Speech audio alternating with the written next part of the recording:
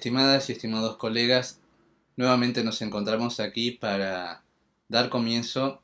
a una nueva clase, esto es la cuarta clase de nuestro módulo de Historia y Filosofía de la Ciencia para Educación Secundaria,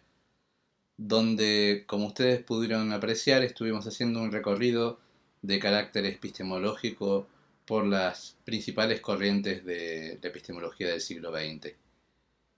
Hasta el momento hemos visto algunos aspectos que tienen que ver con las metaciencias, especialmente la historia y la filosofía de la ciencia, en cuanto a sus aproximaciones o a sus aportes potenciales para la educación científica. Y estuvimos haciendo actividades que tenían que ver con relacionar aquellas cuestiones vinculadas con la imagen de ciencia que nuestros estudiantes traen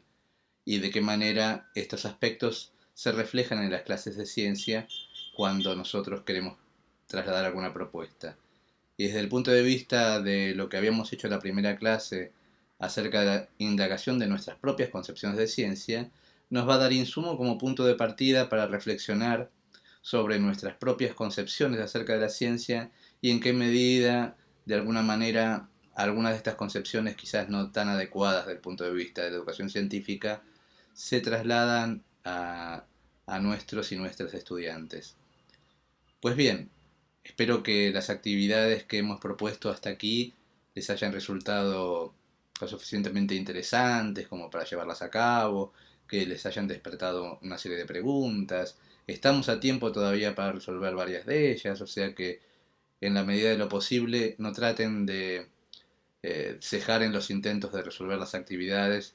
Tienen a los tutores y las tutoras a su disposición, a la coordinadora y a mí mismo para poder resolver cualquier cuestión que los esté preocupando o como para necesitar de una ayuda extra para resolver algún tipo de actividad. Como decíamos, en esta cuarta clase lo que vamos a hacer es un pequeño impasse en el recorrido epistemológico para meternos en algunas consideraciones que hacen a la historia de la ciencia particularmente. Una historia de la ciencia que a veces, por tradición, estamos acostumbrados a verla como una suerte de viñeta, de presentación de los héroes que han triunfado en la historia de la ciencia, tipo viñeta de Villiquen o de Anteojito, por citar algunas revistas clásicas de nuestra infancia, donde a cada científico, en particular científico y pocos científicas, se los mostraba como eso, como personas brillantes que habían logrado llegar al máximo de su conocimiento de su época, presentando descubrimientos muy interesantes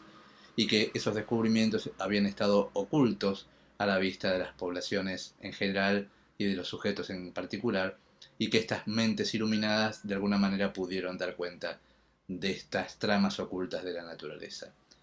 Queremos discutir un poco entonces esas categorías de historia de la ciencia que han estado presentes muy frecuentemente en los manuales de estudio de la biología, la química y la física, y despegarnos un poco de esta idea de una ciencia de carácter acumulativo y progresiva hacia la verdad, digamos, ¿no? En este sentido vamos a ver que la historia se constituye, como dicen muchos autores, en un escenario para el desarrollo de la epistemología, en un lugar donde podríamos decir incluso que es el laboratorio donde la epistemología se pone en juego, digamos. Las ideas epistemológicas tienen sentido en el contexto histórico. Y volviendo a estas categorizaciones, van a ver que a lo largo de la clase vamos a distinguir dos miradas diferentes respecto de qué aspectos de la historia se están destacando en algunas tradiciones en los estudios de historia de la ciencia. Por ejemplo, tenemos tradiciones de carácter más internalista que se ocupan de aquellos aspectos más inherentes al conocimiento científico, ¿sí? Acerca de la justificación del conocimiento científico y la elaboración del conocimiento científico, y otras corrientes que van más allá y van a los aspectos externalistas, es decir, las condiciones de contexto que hacen a los aspectos históricos, sociológicos, políticos, religiosos, de intereses, valores presentes en cada momento histórico. Un poco en los manuales de historia de la ciencia y por transposición en los manuales escolares de texto para los estudiantes de secundaria, de los niveles superiores, también aparecen estas miradas presentes de alguna u otra manera. Otra clasificación bastante frecuente que verán en la clase es de considerar a las miradas de historia de la ciencia como Whig o anti-Whig. ¿A qué llamaríamos una mirada Whig? Una mirada Whig de la ciencia es una mirada presentista, una mirada que trata de escrutar el pasado con los ojos del presente, por lo cual toda mirada que de alguna manera mira con displicencia el conocimiento erróneo quizás de algunos científicos y científicas del pasado, poniéndolo como tal, digamos, como si fueran errores que han cometido y demás, es una mirada Whig, una mirada desde el presente con las ópticas y los conocimientos desde el presente.